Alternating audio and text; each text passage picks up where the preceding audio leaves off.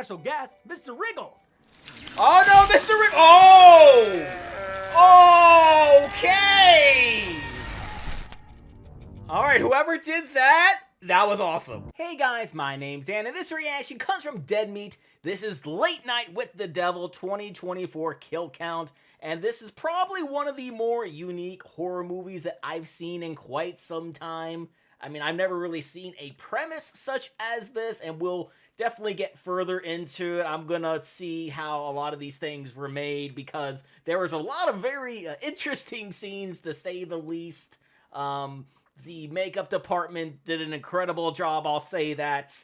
And I'm very curious to see what James has to say about it as well. But before we get into it, though, please do check all those links I have for you down in the description below. More specifically, the Dead Meat link if you haven't already. It's a great way to support the entire Dead Meat team. And a great and easy way to support me is to go right below this video. Click all those buttons down there, because now I'll let you see future reactions that I do, but also helps my channel to grow. Without any further ado, let's go. Welcome to the kill count, where we tell the applause! I like that! Show you how they were made. And I love that suit, looking very dapper, sir. That's right.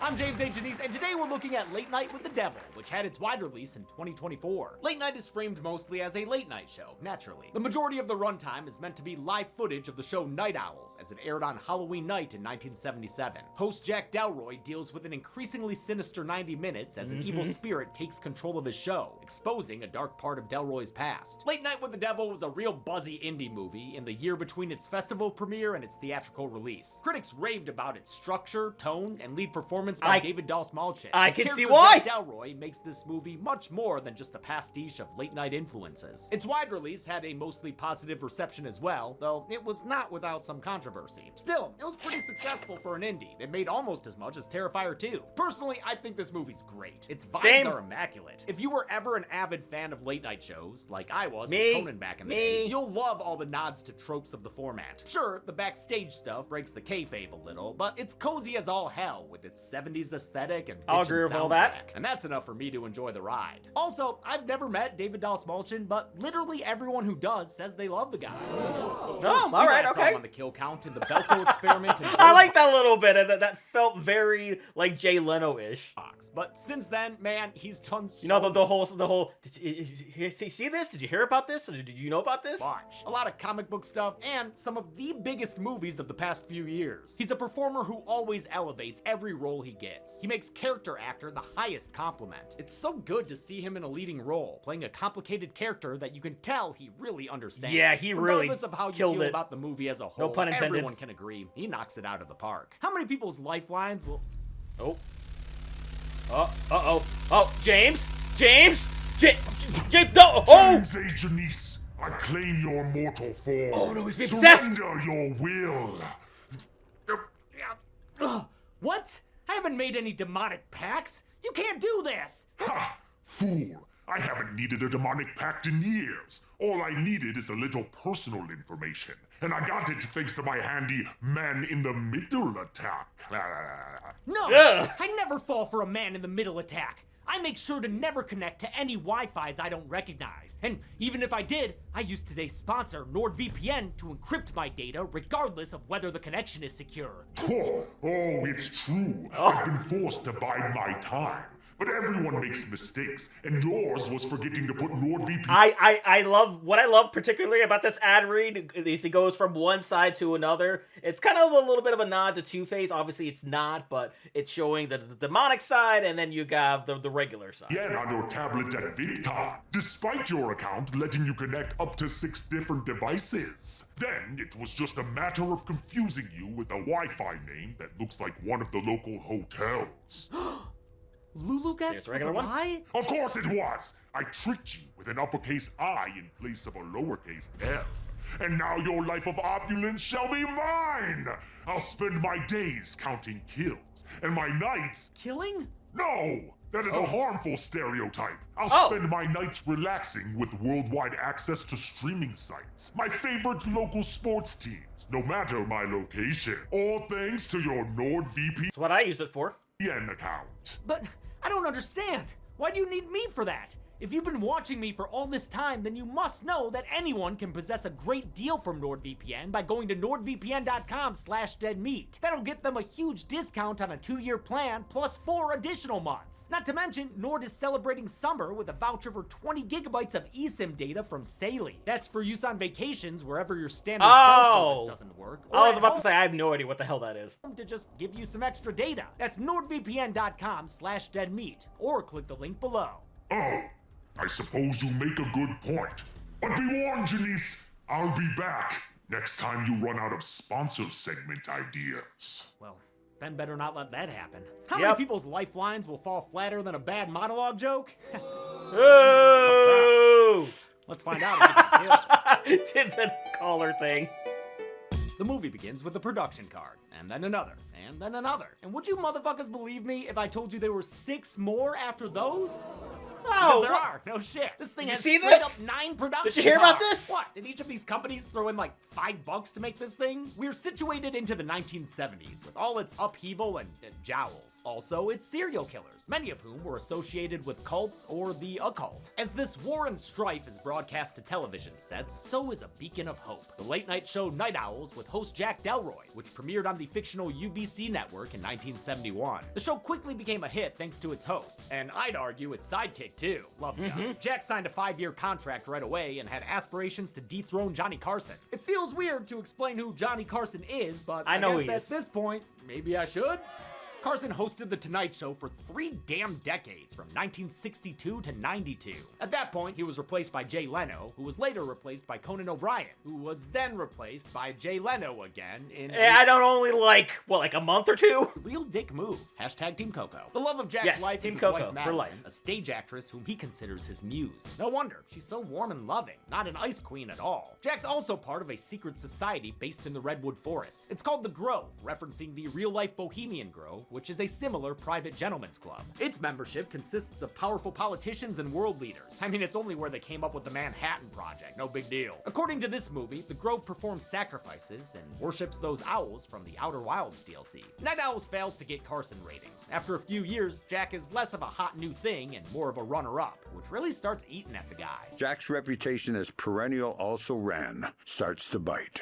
He knows that history remembers only kings. The narrator here is Canadian actor Michael Ironside, whom we just saw in Hello, Mary Lou Prom Night 2, did. one of my favorite recent kill counts. Did you know that? No. Ah, there it is. Now you do. Things get even worse in 1976 when Madeline is diagnosed with lung cancer. She passes away 2 weeks after a heartfelt appearance on the show. It is the highest rating episode in Night Owl's history, but still falls a point short of Carson. Wow, that is fucking sad.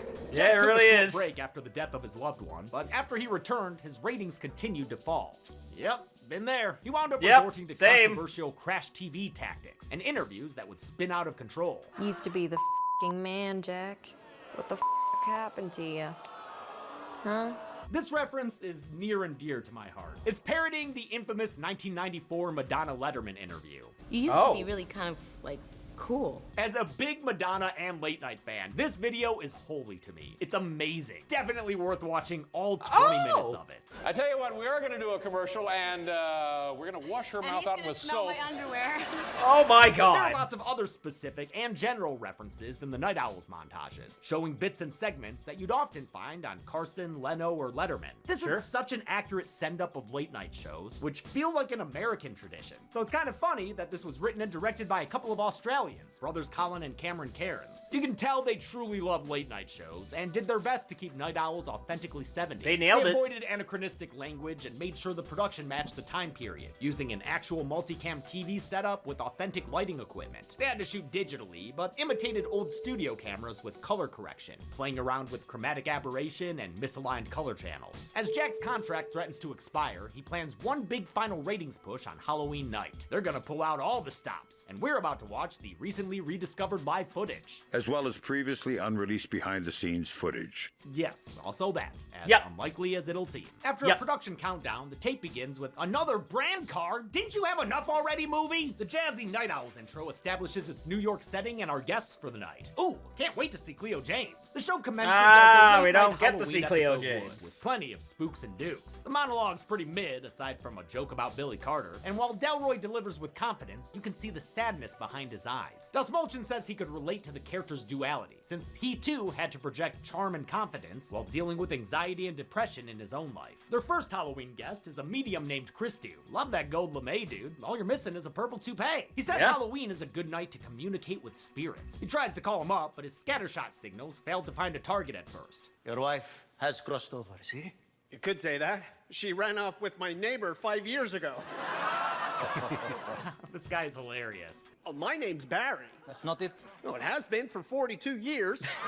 So good. Hey, come on, skeleton guy, you can laugh. Or are you just waiting to get over to Fear Street? Christu the con artist Probably Fear eventually Street. finds a mark, a mother-daughter pair in the audience. He claims to channel their dead son/brother. Man, I hate it when charlatans do this shit in real life. Before they throw to commercial, Christu starts having a shoot psychic experience. I'm getting the name Minnie.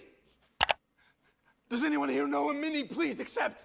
Dropped his accent and everything. And I don't think that I thing is part of his act. No, it's The not. power briefly surges before Christu comes back from possession. And that's a great time to hear from our sponsors. During the commercial breaks, we're treated to ostensible behind-the-scenes footage. I don't know why this would ever be recorded, or why the characters would discuss the things they do with cameras on them. But hey, whatever. Gotta make this movie work somehow, right? It's fine. This is where I'm we okay meet with it. producer Leo Fisk, who's been pushing Jack towards more sordid material in pursuit of ratings. We're running long, late to break. Okay, but we're not bumping Cleo again. But not. They return with an image you may have seen, since it's at the center of this movie's controversy. According to the Cairns, 3 images in the film were generated by AI and further edited by a graphic designer. They claim it didn't replace anyone getting paid to do the work, since their small crew was already doing most of the visual effects themselves. I personally dislike that it was done, and have mixed feelings about how to express that. I think ultimately, I don't want to dismiss this entire film and everyone who worked on it over this one thing, even if it is important to me. I also know they finished post-production before the launch of ChatGPT 4 and all the AI discussions during the writer and actor strikes. Okay, We talk that's about good, the at issue least. more in our podcast about the film, which you can see on our other channel, Dead Meat Presents. Jack's next guest is Carmichael Hay, aka one of the best parts of this movie. He's a pompous, grouchy skeptic who used to be a magician. Now he spends his time debunking supernatural claims and dunking on people like Christu. He mentions investigating the Amityville house and says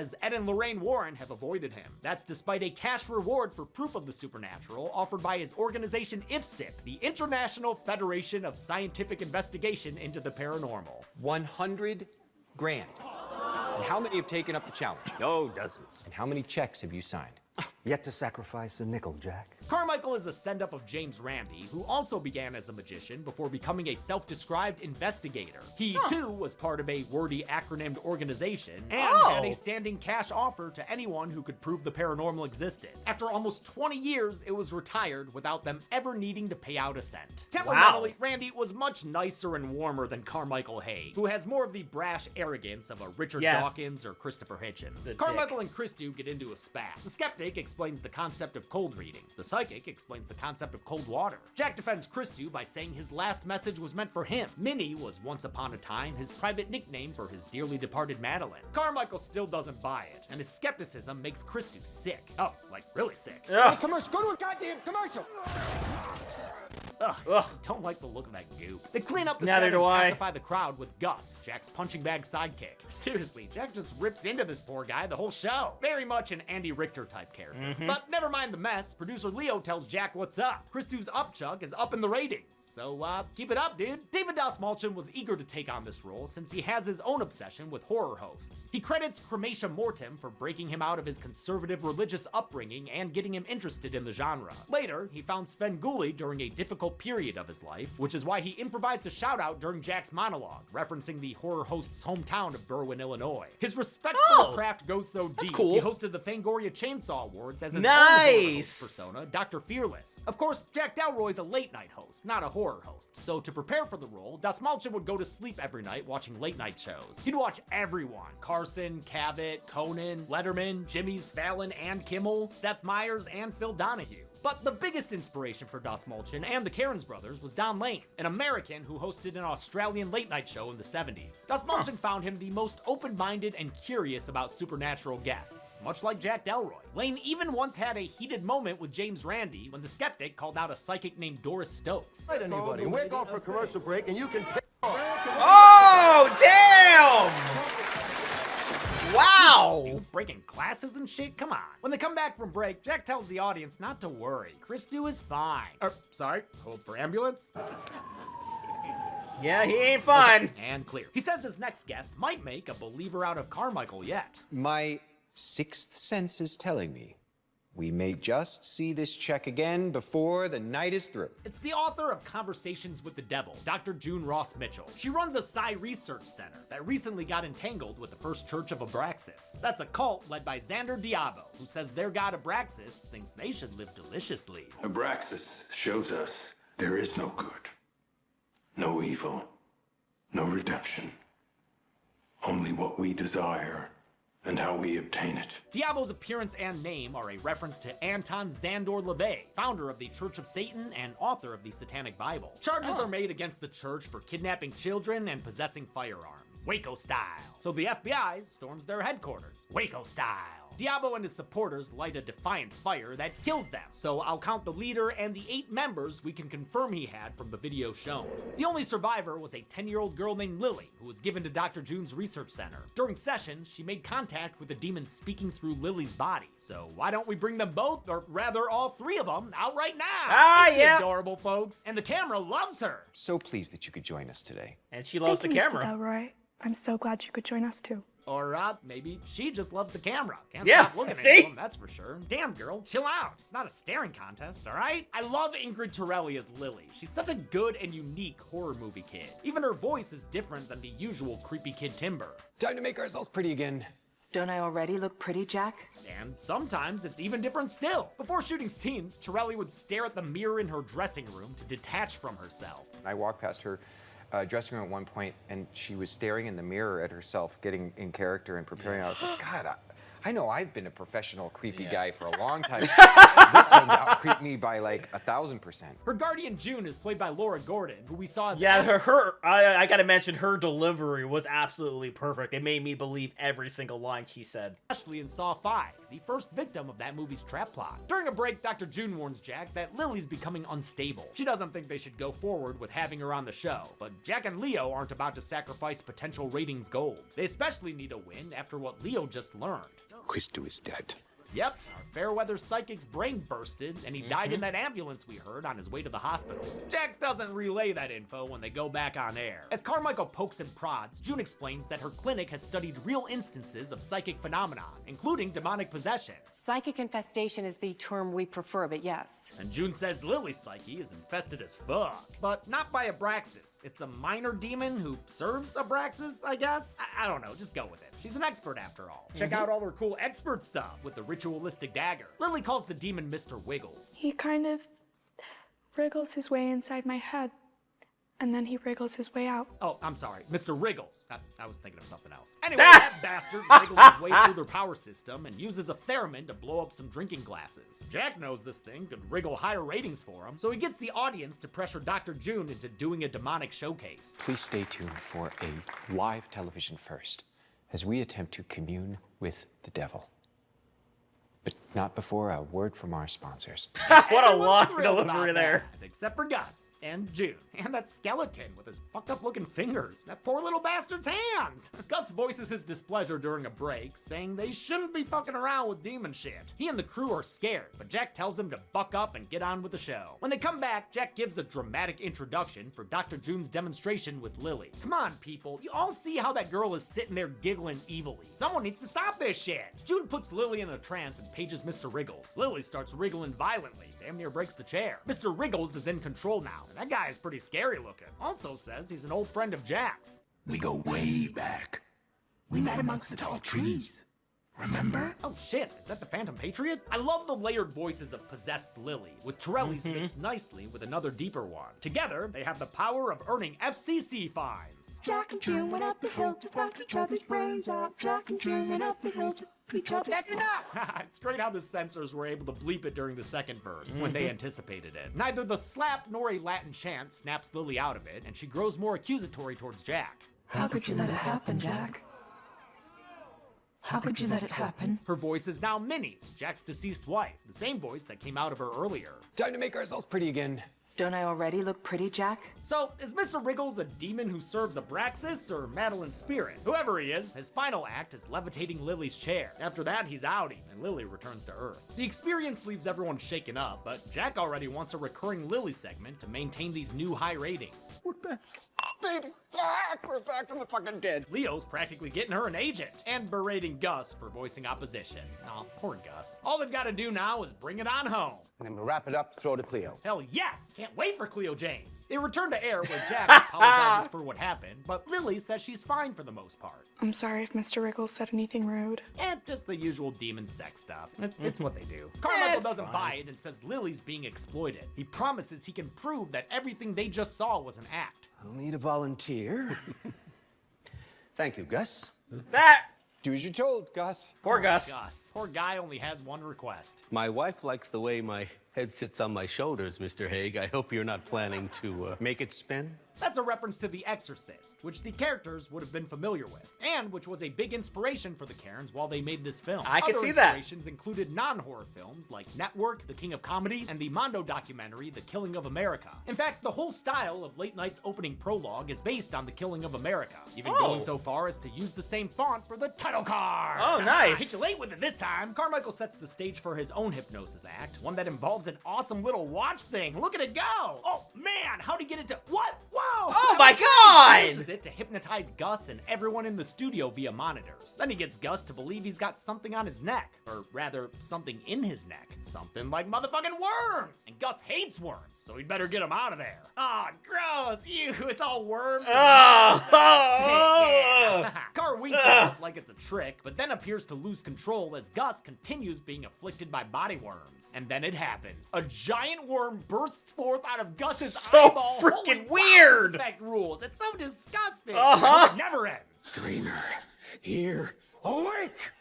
Oh, it ended. Carmichael had never really lost control. This was all a trick. Nothing we just saw was real. I think Lily knew the whole time. Why is Gus acting so silly? Carmichael knew this group hypnosis would work based on an earlier trick he pulled with the ritualistic dagger. You truly are a suggestible lot.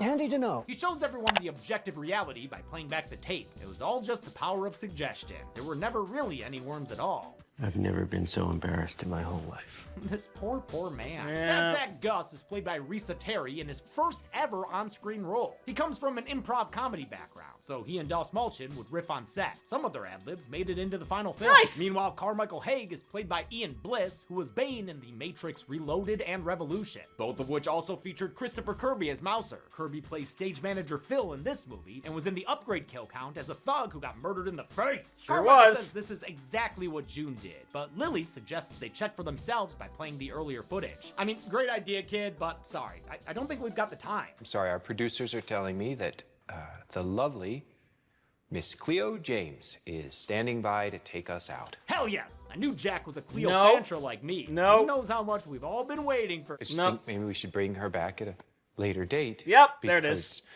we can't leave everybody hanging like this. Yep. I'm sorry, what? In lieu of the incredible Cleo James, fucking bullshit! And nope, Lily's still looking as Reagan as ever. Jack notices a glitch and asks them to go frame by frame like they were kill counting a Purge movie.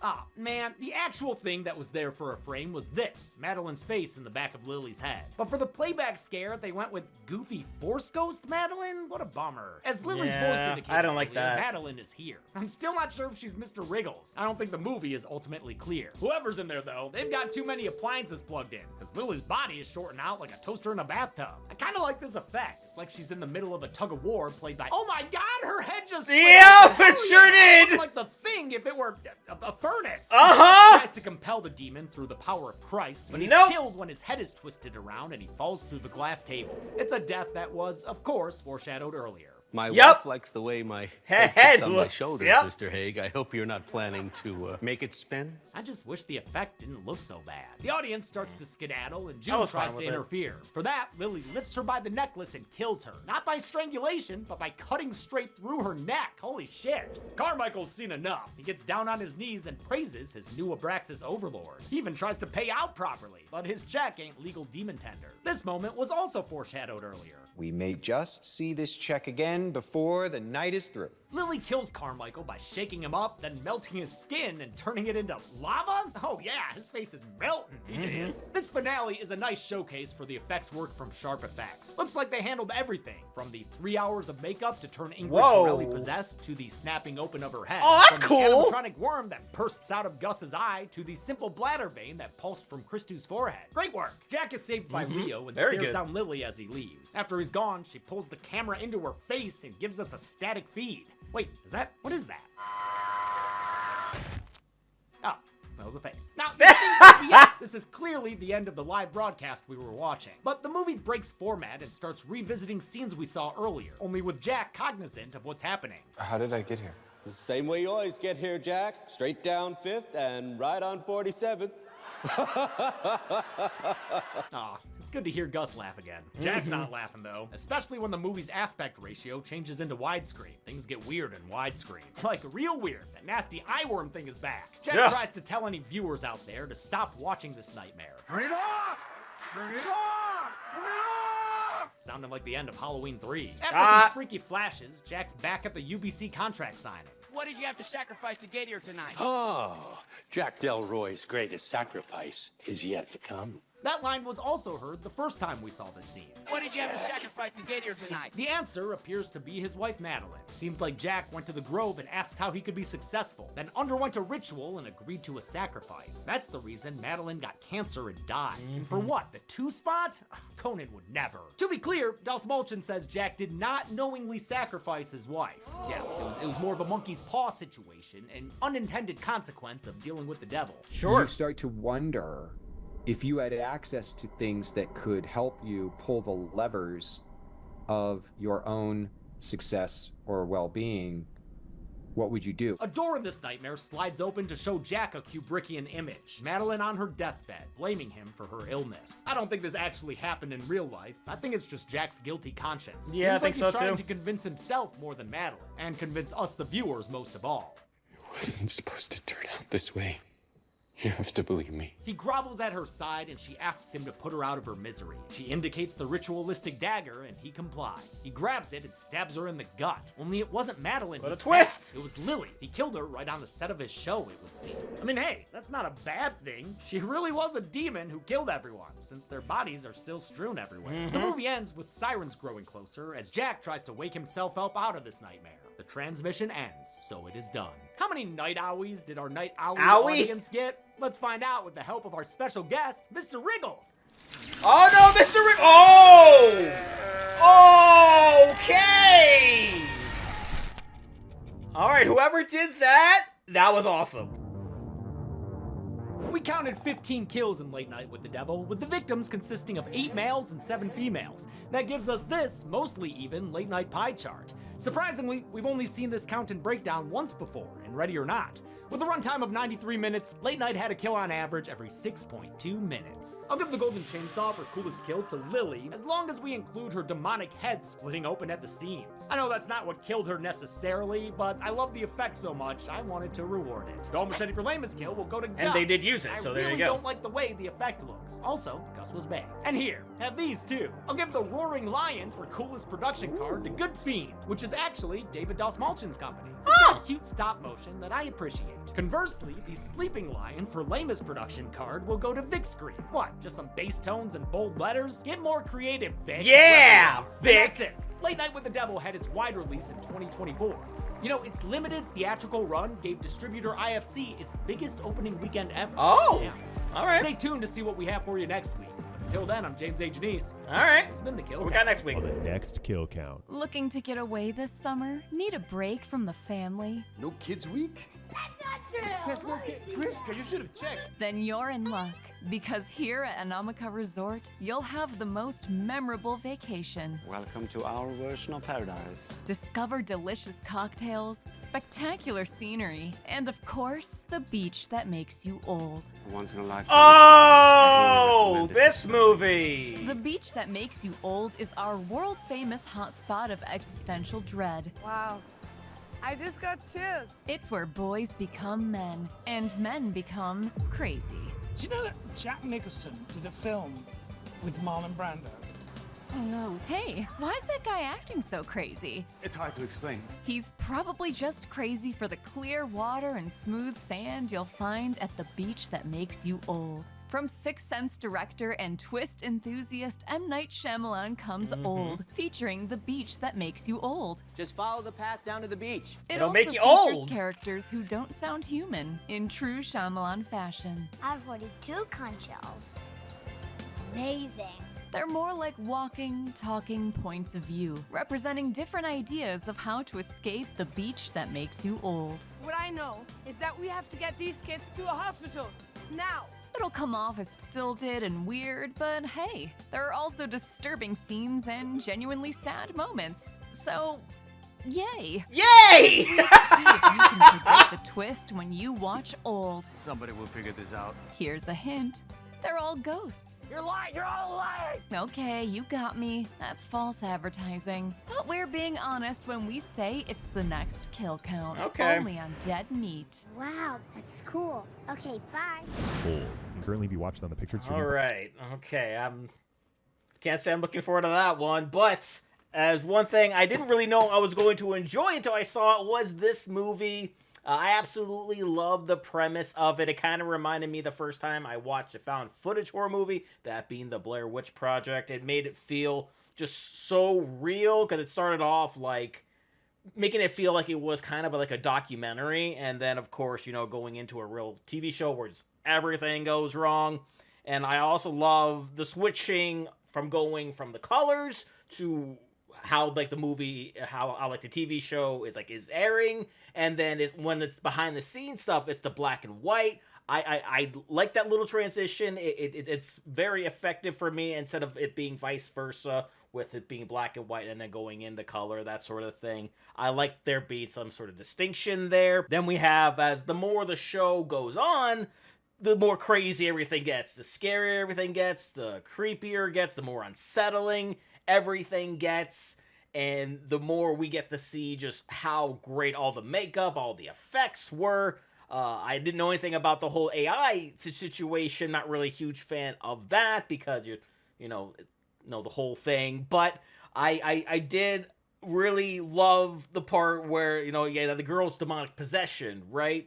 And the transition right into where it says, oh, station difficulties, or technical, or if it was just like normal, like watching, like, oh, please stand by, technical difficulties, and it's just like, oh, that's not supposed to happen, and it kind of gets you out of it, like, oh, wait, I'm watching a movie, I'm not watching like an actual like TV show here. Also see like at the end, it's like, oh, wait a minute, how is this gonna end? Are they gonna come in? Is he gonna be arrested? I was kind of waiting to see if there was going to be more, because I was almost expecting for people to come in and like have like guns, and then like they're coming in to like raid the place or whatever, and you know they see him with the knife and then bang, he's dead. You know, it could be something like that. But either way, as I said, I thoroughly enjoyed this. I absolutely love late night television. I watched Conan for the amount of time it was on for, whether it was on NBC or TBS.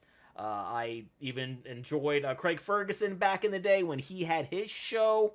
I'm not really too much into the newer stuff now, but I definitely appreciated those shows for what they were. But that will do it for me here. Comment down below. Let me know, what did you think about Late Night with the Devil? Please leave a like if you enjoy. Please check all those links I have for you down in the description below. Then lastly and most importantly, I want to give a huge shout out to all my $5 and up supporters on Patreon, Cruising, Woover 310, GBN, Kester Kronich, Amber K, Rayman Bright, Joshi, Chris Curtis, Haley Machinardi, Ann Perry, Larka, Voskophony, Morgan Page, Misa, Misa2, Lily the Snoopy Fan, Lauren, Fleet Street Viscount, Sophie the Sunset Girl, Sarah Long, Summer the Dog Lover, Scott, Misa3, Arrow Hamster, Kay, Inkalinquist, Bizza, Aubrey the Charlie Brown Lover, Potter Brawny, and ZK Stuff. And if you too like to have a shout out at the end of each and every one of my videos, please head over to patreon.com/TheDamnReactor for more. And I'll see you guys next time.